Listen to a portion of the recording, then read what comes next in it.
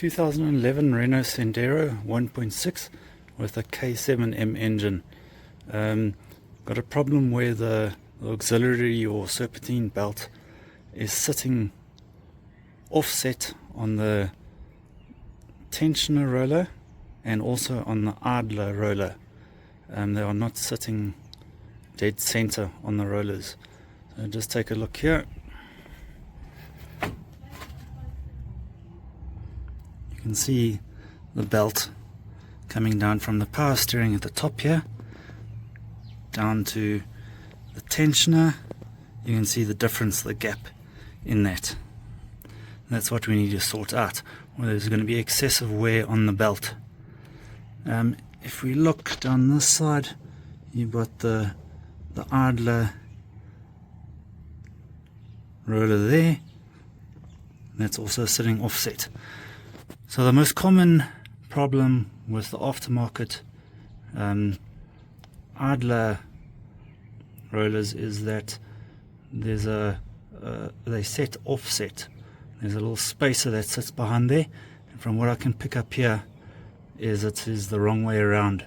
So I'm going to remove that's the tensioner, but behind there is the idler pulley, which has a spacer behind it.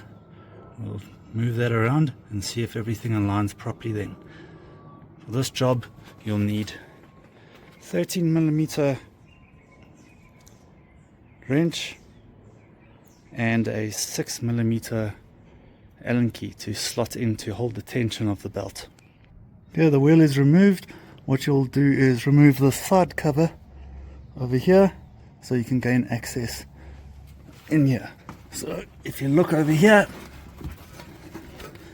we've got the tensioner roller, and back there is the idler pulley roller, support roller, which we need to remove and take it out, check the spacer, turn it the other way, see if it aligns properly.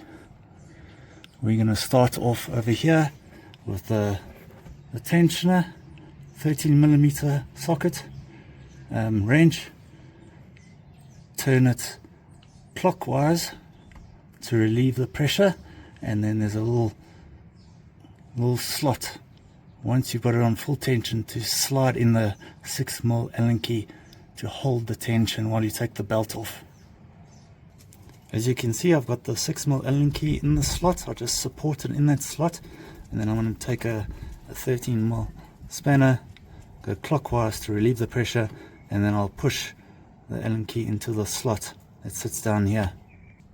As you can see, the tension is off now. I've got the Allen key in that slot.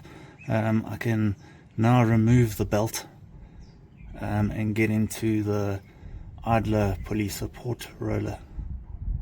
Okay, the wheel's back on. To conclude the video, I did a few troubleshooting steps, and the tensioner unit, there's a spring unit within the tensioner unit, and that looks like it needs to be replaced.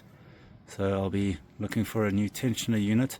If you look at the angle it sits at, it throws the roller off at an angle, which is pushing the belt off at an angle. So we'll do that. Okay, we're back to removing the V-belt tensioner. This car's got about 220 odd thousand Ks on, and the only way to get this belt aligned, this is a worn tensioner, so we remove this bolt here, and there's a bolt just above there, a number 13. Let's undo that and then put on the new tensioner there. Okay, as you can see, the tensioner is out. This one, and there's a top bolt spot there. So I've got the new tensioner, and that is going to go back into there. Let me secure it into place. Okay, the new tensioner is back on. We tighten that up.